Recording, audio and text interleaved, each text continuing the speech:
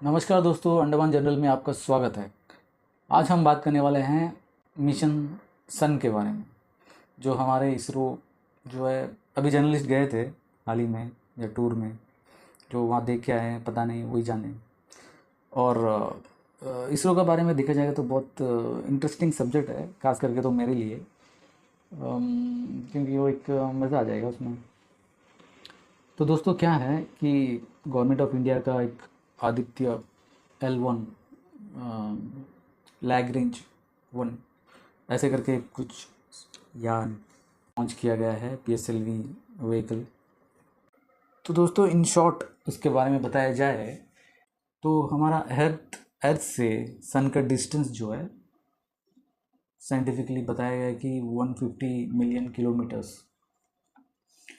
Scientifically ये ऐसा बताया गया है, लेकिन हमारे अगर धर्म में देखा जाए तो हनुमान चालीसा में कहीं लिखा है कि लगभग सेम डिस्टेंस है। लेकिन दोस्तों इसमें कोई टाइमिंग के बारे में किसी भी जगह बात नहीं किया है कि सनलाइट अर्थ तक पहुंचने के लिए हमारे धर्म में, तो दोनों जगहों में साइंटिफिकली और हमारे धर्म को लेकर भी बताया गया है, डिस्टेंस के बारे में बात किया गया है। लेकिन टाइम के बारे में बात नहीं किया गया है।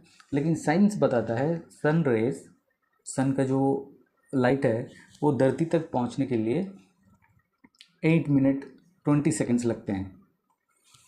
तो दोस्तों हमारे जो इसरो के जो आदित्य L1 जो लॉन्च किया है, जो बताया जाता है कि जो डिस्टेंस का 1% अर्थ से 1% में घूम रहा है, मतलब 1.5 मिलियन किलोमीटर्स रेडियस में घूम रहा है। तो दोस्तों इसमें जो है ये डिफाइन कर सकते हैं सैटेलाइट द्वारा या फिर कैसे भी करके, जो टाइमिंग है कुछ 1% कम हुआ है या नहीं हुआ। सूरज का किरणें उस आदित्य L1 तक पहुंचने के लिए टाइम लगना चाहिए, 1% का डिफरेंस उसमें दिखना चाहिए। क्या ऐसा दिख सकता है? मुझे तो लगता है दोस्तों इम्पॉसिबल है ये चीज़ फाइंड आउट करना कि कितने देर में सन का लाइट उस आदित्य L1 तक पहुंचने में जितना टाइम लगता है और अर्थ तक पहुंचने में कितना टाइम लगता है, ये फाइंड आउट करना थोड़ा सा मुश्किल है। क्योंकि दोस्तों ये जो सन है वो तो कंटिन्यूसली लाइट तो कर रहा है, लाइट तो है, वो आ नहीं रहा है जा नहीं रहा है, वो तो है। लेकिन हमारे जो अर्थ है ये लाइट की तरफ जा रहा है, लाइट की तरफ टर्न हो रहा है।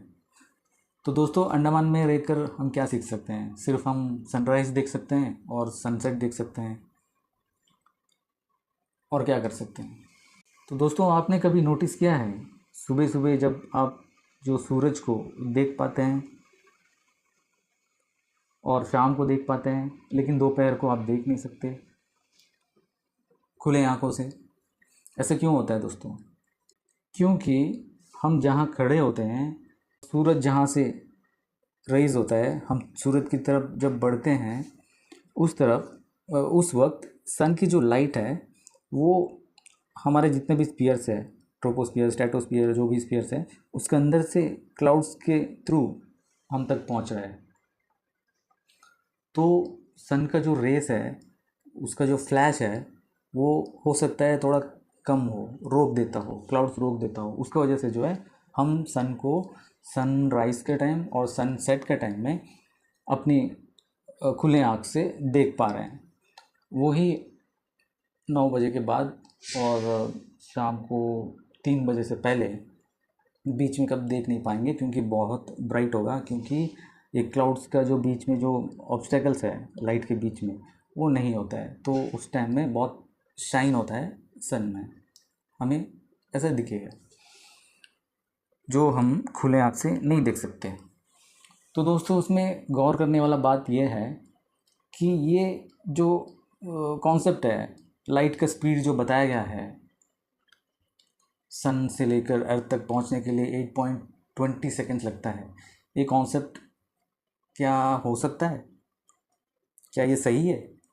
अगर ये सही है तो आदित्य L1 जो हमारे इसरो द्वारा किया गया, 1% जो अर्थ और सन का जो डिस्टेंस में अर्थ से 1% आगे बढ़कर ये PSLV घूम रहा है, तो ये जो टाइमिंग है उसमें कुछ कोई तरह का फ़र्क डिफरेंस दिख रहा है, दिख सकता है, पता नहीं। तो चलिए दोस्तों, अगर आपको पता है तो प्लीज़ कमेंट करके बताइए। फिर मिलते हैं अगली वीडियो में। Thank you so much.